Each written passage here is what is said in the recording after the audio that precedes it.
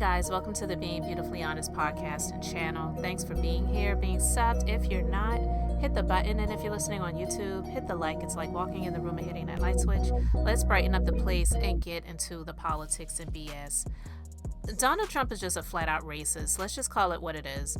All he wants to see is white faces in his spaces. And he is standing 10 toes down in his racism when it comes to the Haitian immigrants who are here legally. They're here on visas. They did not come through the southern border that he keeps talking about. They did not get smuggled into the country. They did not come here and are being paid thousands of dollars a month to be here illegally. And in Springfield, Ohio, they were asked to come to the state to fill positions that companies needed to fill in order to keep industry going because the population was decreasing, okay?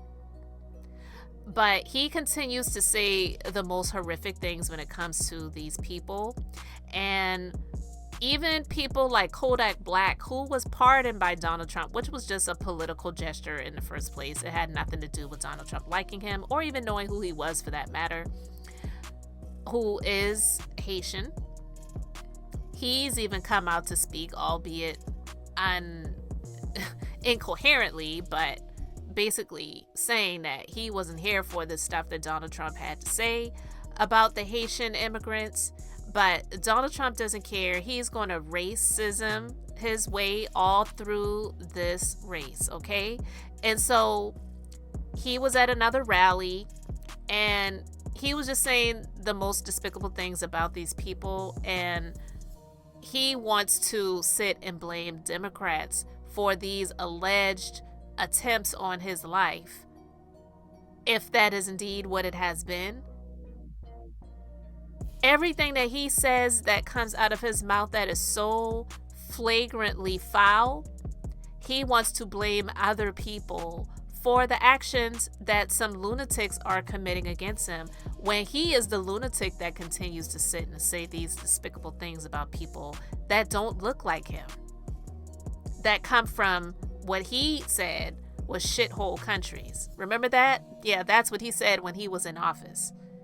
He doesn't want people coming to this country, whether they are legally coming here, but definitely not coming here illegally. He doesn't want them coming here, period. President of all Americans, that's everybody.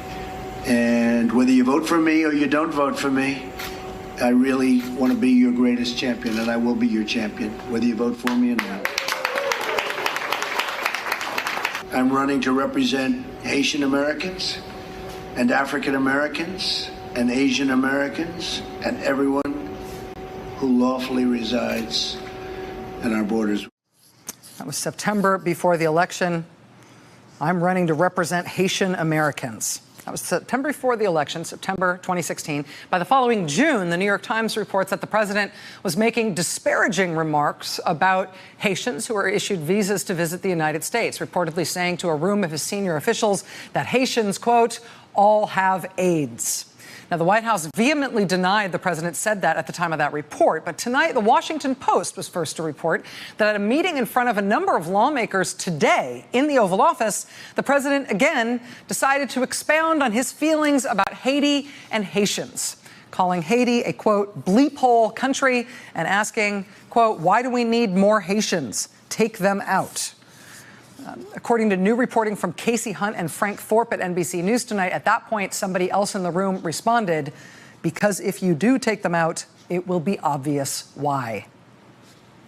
That's according to a Democratic aide and another person briefed on the conversation. Joining us now is Yamiche Alcindor. She's a former national reporter for the New York Times, soon to be White House correspondent for the PBS NewsHour, and she's an MSNBC contributor. Yamiche, it's really nice to see you. Thank you for being with us tonight.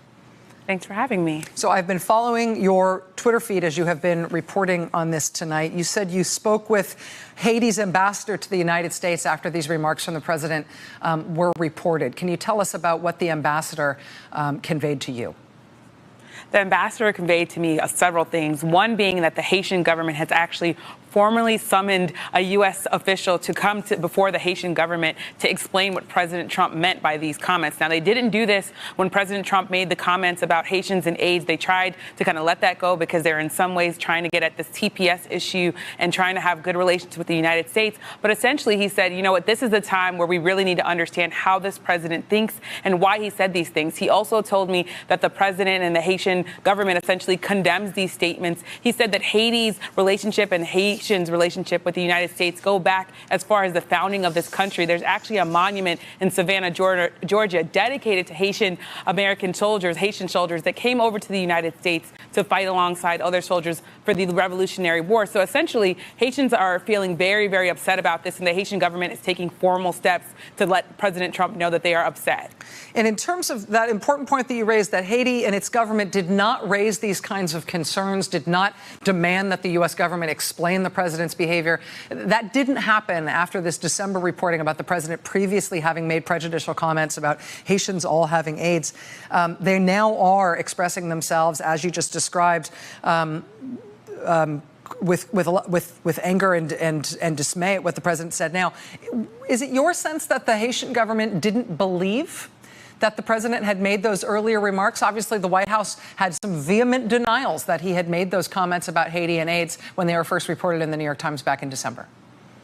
It's my sense that the Haitian government was trying to move forward because there's this issue of TPS and Haitians in America that have been granted this status and that they're still in negotiations with the United States government over what to do with that. Obviously, it's been ended, but the Haitian government is trying to figure out what to do with that. In this case, though, you can imagine that with this comment that the Haitian government could not be silent anymore. Ambassador Altidore told me that all day today he's been hearing from dozens of Haitian Americans who are U.S. citizens who are demanding an apology from President Trump. And he said essentially that President Trump's comments were an assault not only on Haiti and its Haitian people, but on the country and the history of Haiti. Haiti is a place where there are so many people that are educated that come over to the United States who are professors, who are doctors, like my mother, who's a social worker. My father still lives in Haiti. He runs a large nonprofit there. So this really feels, I think, goes to the core of what Haitian Americans have given to America, which is really a lot of time, a lot of blood, sweat, and tears. And like I said, there's a monument, literally a monument in Savannah, Georgia, dedicated to Haitians, free blacks who came over and said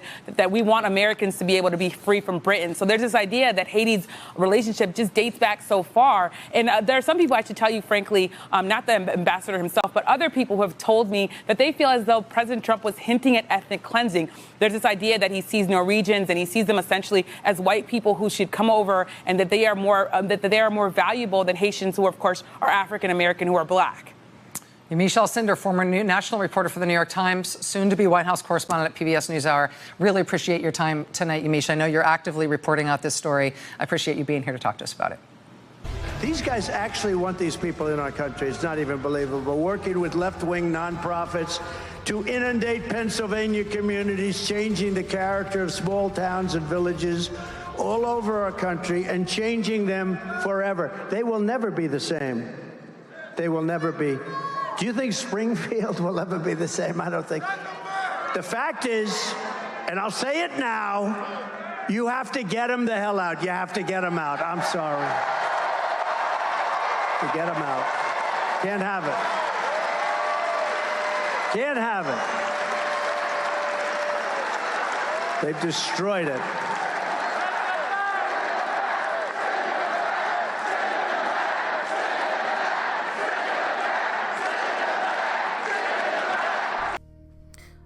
Well, that was just a reminder of what he said back in 2018, okay? That was a couple of years into his undeserved, stolen election presidency. Yeah, I said it. So all of this stuff that he's saying right now about the Haitian immigrants who are here legally, this is of no surprise. I don't know why people forgot that he said those things about people coming to this country from Haiti, from countries in Africa, because yeah, Africa is not a country, it's a continent. All right. But this is the way he has felt for many years. So now him spreading the lies about Haitian immigrants eating people's pets in this city, and he has been corrected on that so many times. J.D. Vance admitted that that was a lie that he said He admitted that it was a lie, but Donald Trump went and he spewed and spread the lie on that stage at the debate, and now has been continuing to stand in that BS, and now saying that if he gets the opportunity to get back in office, he's going to get him up out of here. So you're going to remove people who are in the country legally just because you don't like who they are, what they look like, and where they come from. And you're lying about the things that they're doing and causing them to live in fear, causing lunatics, like he wants to blame Democrats for the lunatics that have either one pow-powed at him or had a pow-pow several yards, feet, or whatever away from his golf course, but never even busted a grape. He wants to blame Democrats for these lunatics either doing or thinking about or attempting to do something to him, allegedly. But he can say things like that and it's okay. Let me, I just can't. And this is why I talk about this stuff, because people need to wake up. I don't understand how anybody, whether you believe in God, definitely if you believe in God, or if you even don't believe in God, could believe in voting for somebody like this who has absolutely no soul whatsoever. But anyway, I'm getting worked up. You let me know what you think in the comments. Thanks for being here, liking and subscribing. I'm Beth, just being beautifully honest. So until next time, I wanted to keep it brief, beautiful, and I'm going to say bye.